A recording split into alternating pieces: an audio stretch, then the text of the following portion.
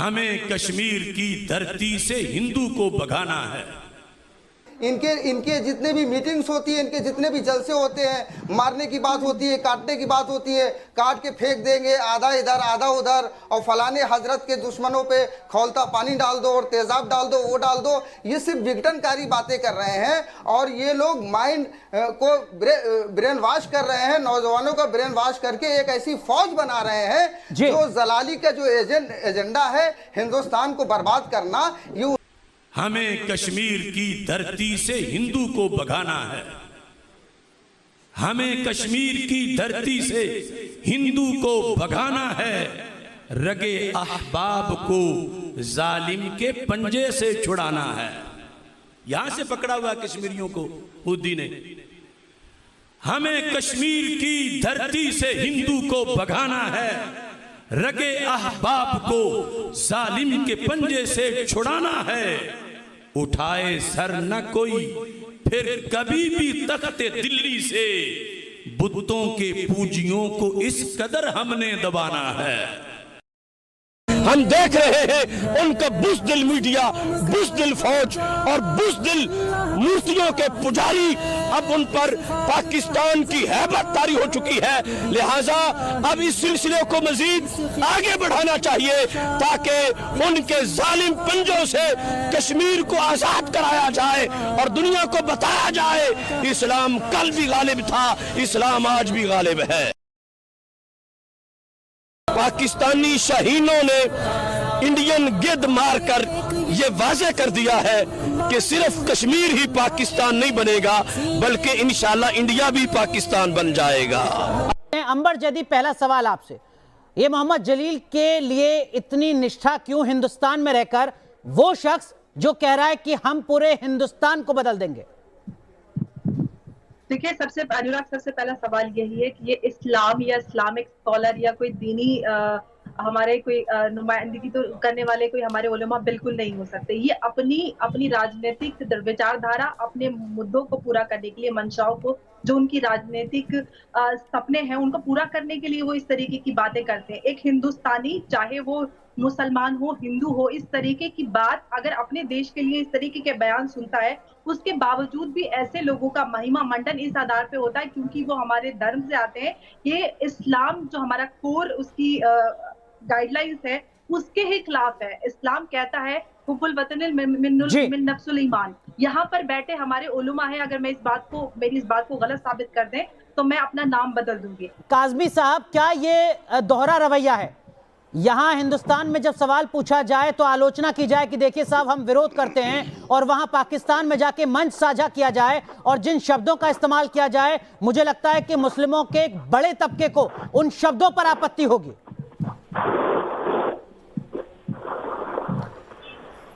देखिए, मैं आपसे अर्ज कर दूं कि अभी इसकी शाखाएं इस मुल्क में और लंबी हैं और ये अभी किचोचा शरीफ तक भी पहुंचेंगी, चूंकि इसका पोस्टमार्टम अभी शायद वक्त कम होने की वजह से आपने अधूरा किया है।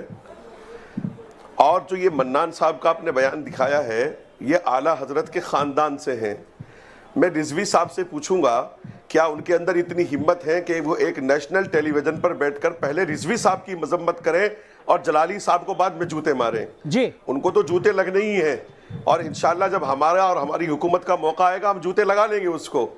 लेकिन पहले ये मन्नान साहब जो आला हजरत के खानवादे से हैं वो उनकी तायीद कर रहे हैं, क्या ये पहले उनकी मजम्मत करेंगे हम बिल्कुल और तब बाद में फिर जाकर के आसिफ जलाली को जूते मारेंगे? पहले इनसे आप ये पूछ लीजिए। आप जूते मारिए और हम भी जूते मारेंगे, आपके साथ में चलेंगे जूते मारने के लिए।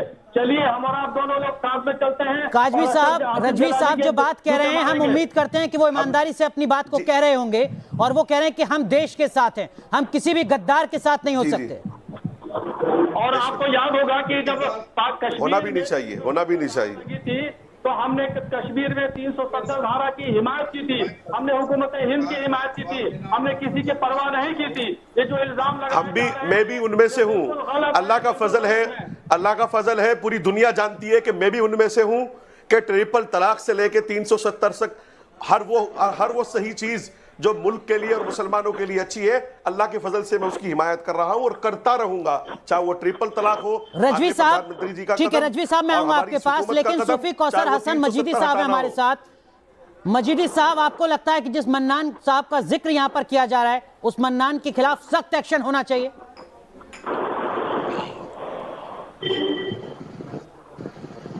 मजीदी साहब, बिल्कुल होना चाहिए और ऐसा सख्त एक्शन होना चाहिए। मैं ये कह रहा हूँ कि बिल्कुल एक्शन होना चाहिए और ऐसा सख्त एक्शन होना चाहिए ताकि लोग इबरत हासिल करें कि किस तरह से मुल्क के जो दुश्मन अनासिर हैं वो उनको इस तरह का सबक मिलना चाहिए। लेकिन आपने अभी सुना काज़मी साहब को, वो कह रहे थे कि देखिए ये चेन तो बहुत लंबी है सर। ने वहां पर मजीदी साहब, आपने सुना अभी काज़मी साहब को, वो कह रहे थे कि ऐसे लोग जो रहते हैं हिंदुस्तान में हैं लेकिन गाते पाकिस्तान की हैं, अपनी अलग अलग मजबूरियों के चलते उनकी चेन बहुत लंबी है, उस पूरी चेन को आइडेंटिफाई करना होगा, उस पूरी चेन के खिलाफ सख्त एक्शन लेना होगा।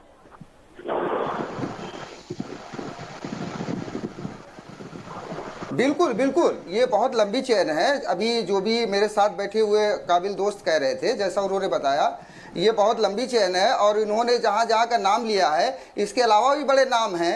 एक बहुत बड़ा नाम है जो कभी वज़ीर आज़म के बड़े ख़ास हुआ करते थे और जिन्होंने लाखों करोड़ों रुपए की हेरा फेरी भी की थी, उन्होंने भी इसी तरह के खतूत लिखे हुए हैं। एक लंबी फहरिस्त है। मैं ये कह रहा हूँ कि ये जो एक ख़ास ख़ानदान है बरेली का, ये केवल यही एक बात नहीं है कि वो जलाली की हिमायत करते हैं, बल्कि अगर आप जब इस तह में जाएंगे तो इस ख़ानदान के जो विचारधारा है उसने हमेशा मुल्क के लिए इस तरीके के काम किए हैं, इस तरीके के कदम उठाए हैं ताकि इस मुल्क को तोड़ दिया जाए।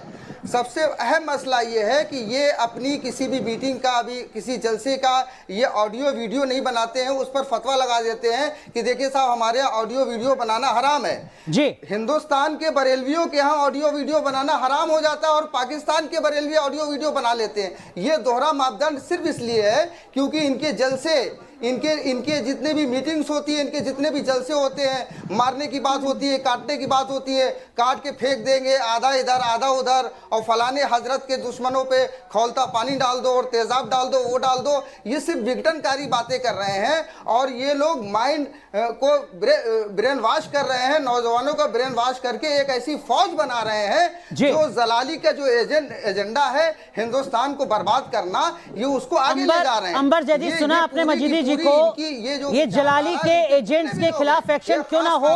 हर दर्शक के जहन में यही सवाल होगा, आखिर देश में रहकर देश को तोड़ने की साजिश करने वालों के खिलाफ सख्त एक्शन क्यों ना लिया जाए? जी बिल्कुल, जो मजीदी साहब कह रहे हैं उन्होंने सारी बातें बिल्कुल सही बोली है। यहाँ तक कि जो मुमताज कादरी, जिन्होंने सलमान ताकरी जो पाकिस्तान में पंजाब के गवर्नर थे, उनका कत्ल किया था, उसका भी महिमा मंडन इस तरीके की महफिलों में किया जाता है जो कि मजीदी साहब जिसका बयान दे रहे हैं। और यहाँ तक कि पाकिस्तान में मुमताज कादरी के का पूरा मज़ार बनाया गया है, उसका इतना महिमा मंडित इसको किया जाता है और नौजवानों को उनका उदाहरण देकर, उनकी प्रेरणा, उनको प्रेरणा स्रोत बताकर, उनको तहफ़्फ़ुज़े नामूस रसूल के नाम पर जो दूसरे फिरकों से लोग आते हैं उनको इस्लाम से खारिज कर कर उनको उनका कत्ल करने के लिए उनकी गर्दनें काट देने की बात की जाती है। तो वो लोग जो पाकिस्तान में मार्चों पे जाकर आला हजरत का उनको वारिस बता देते हैं, यहाँ पर वही लोग अपनी महफिलों की वीडियो ऑडियो रिकॉर्ड नहीं करते क्योंकि उनकी कलाई खुल जाएगी। तो इस तरीके की मानसिकता रखना, दोहरे मापदंड इस देश में तो बिल्कुल माने नहीं जाएंगे। कादरी साहब, भले ही वो हिस्सा जो देश के खिलाफ साजिशें रचता है, भले ही वो दोहरे मापदंड रखता है, लेकिन देश की सरकार कानून को कोई दोहरा मापदंड नहीं अपनाना चाहिए। ऐसे हर किसी गद्दार के खिलाफ सख्त से सख्त एक्शन जल्द से जल्द लिया जाना चाहिए। आप सहमत हैं इस बात से?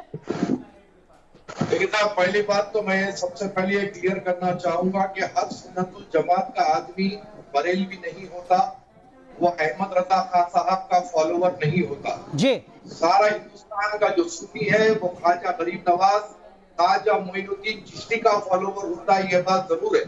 लेकिन हर सुन्नतुल जमात जो कादरी साहब जो सीधे सीधे जलाली के समर्थन में खड़ा हुआ है, उसके खिलाफ तो एक्शन होना चाहिए कानून के मुताबिक। इसमें तो कोई दोहरा मापदंड नहीं है। कोई भी सुनिए, जो कोई भी पाकिस्तान के आलिम की या पाकिस्तान की तारीफ करता है, चाहे वो किसी भी धर्म से, किसी भी मजहब से ताल्लुक रखता हो, हमारे इंडियन पेनल कोड के हिसाब से उसके खिलाफ में कार्रवाई होना चाहिए और हमारे जो भी उलमा पाकिस्तान की तायद कर रहे हैं उनको इस मामले में सोचना चाहिए कि खाते यहाँ की है गाते वहां की है, ये बिल्कुल गलत है।